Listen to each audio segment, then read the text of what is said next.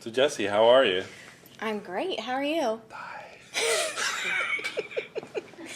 Are we really gonna play no questions? All right, Okay, no, fine, all we right, can we can play do it it. seriously.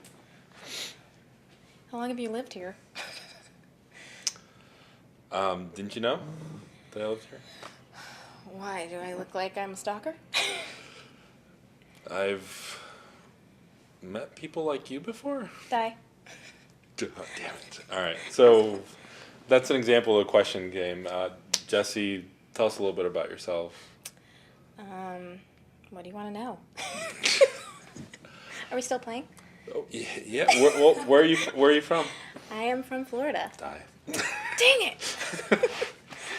Got me. No, seriously now. So, improv can be a serious business. It can be, Okay. if you'd like to use it that way, yes. Okay, is it bad to use it that way? No, it's actually a great tool for business. And you've been working with Hashrocket for a while, which is how we got to know you. Mm-hmm. And what do you offer businesses like Hashrocket? Well, with corporate training, we work with teams to make camaraderie among the group and make them all feel like equals. We learn how to communicate better, and we work with sales teams to get them better at presenting themselves in front of large groups or small groups, and how to read the audience, stuff like that. So what are the key elements of success with improv? Well, there's a lot of rules, but the biggest rule is yes and. Mm-hmm. So what that means is if somebody tells you something, instead of cutting them off and saying but or no, you always say yes, and then you add to their idea so they feel validated, and then you move on. Even if it's off the wall? Even if it's off the wall, they know that they're being heard. Even if you're not going to use that idea, they know they're being heard, and that creates a better atmosphere to get to where you want to go. So when you first learn about yes and, it's kind of like obvious, but does it get less obvious that you're... What do you mean?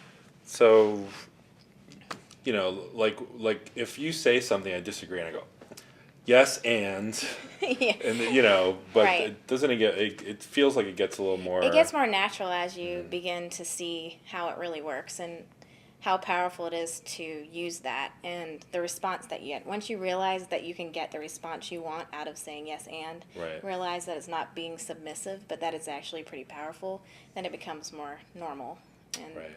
more useful. So there's a range of games, if you will, that we play or exercises, and some of them are more verbal, creative kind of things, like what we make up definitions, like slabbergast. Right, exactly. Which is when you take a slab of clay and it sticks to your shoe, and then you're flabbergasted by it. That's exactly it. Thank you. Yes, and. There you go. So It's the best thing I've ever thought of that's in my like life. definitions, but and then some of the other things are a little more physical. Right. So some things we're working on, verbal wit, but also being okay with the first thing that comes to mind and being the convincing expert, meaning what's that first idea and how do I convince people that that's the right thing to say? And the other thing deals with body language. Right. How do we come off? How is our appearance? What is it saying about us? What statements are we making that we're not realizing we're making? And it's making you more aware of that. And so, some of the physical games, like the mirroring games, I'm thinking, have some impact in terms of people liking you and you being able to be comfortable in situations where Right. you're meeting people for the first time or stuff like that, right? Right, exactly. And also just being aware of what are other people doing? Are we paying attention, or are we just going right over them and Right. not picking up on those signals at all? And it's just a fun way to do it. And it is a lot of fun. Thanks. I try. So we're gonna have, we're probably gonna do it in the main auditorium, and hopefully there'll be people that are left to go to the other sessions because it is a fun session. I hope What do so. you picture doing with the BizConf attendees? I think we're going to work on some of the things we just mentioned. So we'll do all sorts of really fun interactive games where there'll be hopefully laughing constantly, but also learning how to be better communicators and learning how to listen better, how to respond better, and how to have fun and make that atmosphere something they can bring back to work. How long has improv as corporate training been going on? Do you have any idea?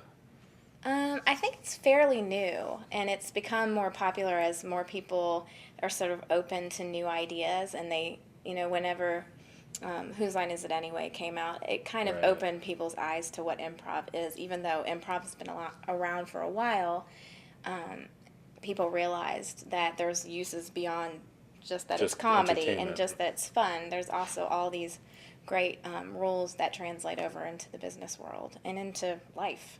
And how long have you been doing improv? The first time I ever did improv, I was probably 11 or 12. Okay, I was so in the 6th grade. And I just fell in love with it. I just loved the idea that whatever I did was okay, and the group supported me, and I just kind of went with it, and I've done it ever since. And this is how you make your living now with this kind of Yep, training, right? I So do. there's obviously a I do market this. for it. Yeah, that's my full-time job. Right on.